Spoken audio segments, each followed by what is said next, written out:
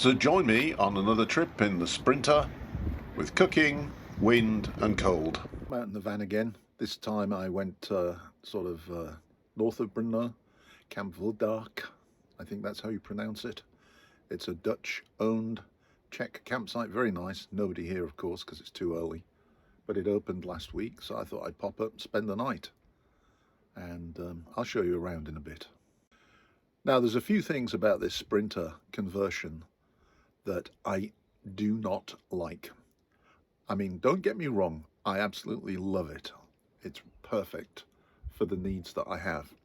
But there are a few things about this Sprinter in terms of its design that just annoy me.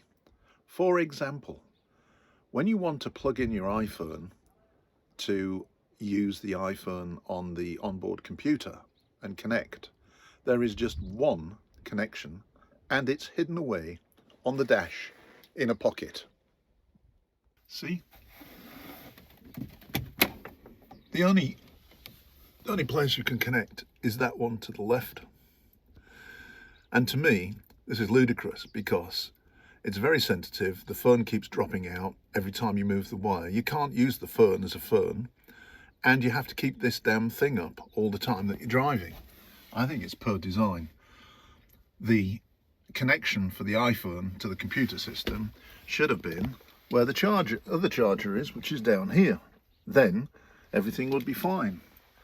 The other thing that annoys me is that every time and maybe I just need to figure this out, but every time I switch on the engine, the display that comes up is the battery. I don't really care. I don't want to see the battery, and I have to change it every time, and every time I start the engine, battery again. So that's something else I dislike. The other thing is that these drink holders, I don't know what they're designed for, but they don't seem to fit any cup size that we use. And so I just think there's a few things here that they could have done a better job with, quite honestly. I really do. In terms of the Mercedes design. I'm actually taking this back in mid-May, and I'm going to have a couple of things added that I wish I'd put in the first place. One is I'm putting a bike rack on the back so that I can take an electric bike or two, because once you've parked the van, if you have to walk everywhere, that can be a bit of a pain in the backside. But if you've got an electric bike, you can go to the shop or whatever in the town without actually, ending up having walked 52 kilometers that day. The other thing is I've ordered a electric step that pops out when you open the door, because the drop is actually quite considerable. And especially when the grass is wet and you're trying to put shoes on, it's a real pain in the backside. So those are two additions that I'll be adding to this van in the next month. I'll also be changing the tyres from winter to summer. Stealth camping in this van is facilitated by this extremely small electrical plug-in, in case I need to plug in, and also cameras conveniently situated around the van so that I have a 360-degree security view all around me. Obviously not needed on the campsite, but sleeping in a lay-by, perfect for your security and peace of mind.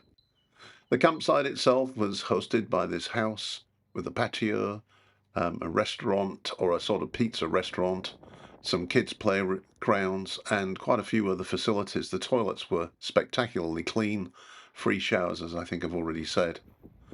There were some cabins for rent as well, and it's all situated on the side of a very beautiful lake.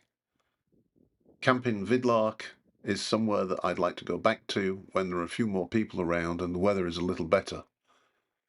The lake on which the campsite is situated is absolutely spectacular, and once out of that bitterly cold wind, it was very nice just to sit on the side of this lake in the sun and meditate a little bit, thinking about how fortunate I am to have a van like this and to be able to just go off into the Czech countryside and explore. The weather was really nice at this particular spot. The sun, the early spring sun, really warmed you up. But as soon as you got in that wind, I'm afraid it was a quite different story, of course.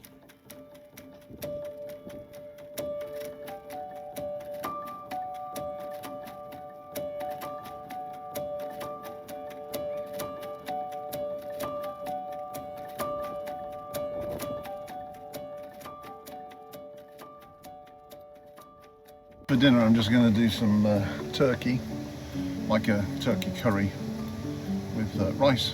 So first time I've really cooked properly in the van.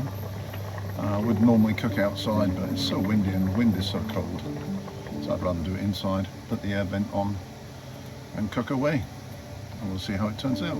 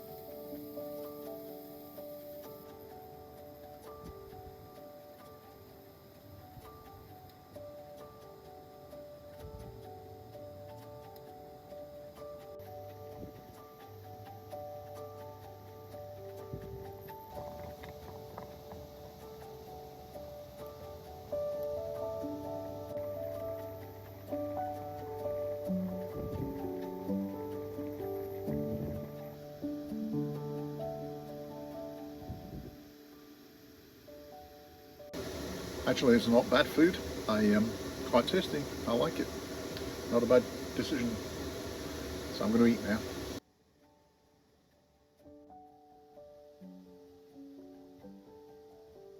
As the sun began to set over the lake and the forest, the skies began to turn shades of pink and purple, and the view was pretty spectacular. On the other hand, the wind had dropped, at least for a moment, and so it was very peaceful.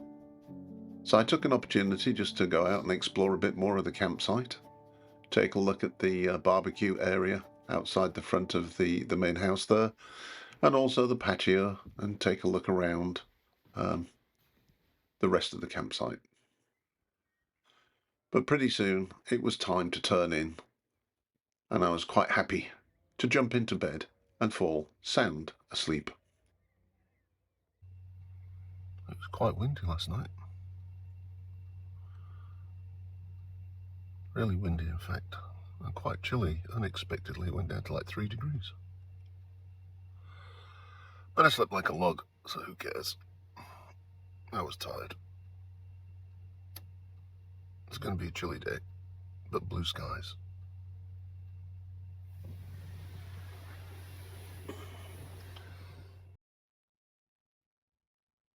And then it was time for breakfast, a quick cup of coffee, some scrambled eggs, and start my day.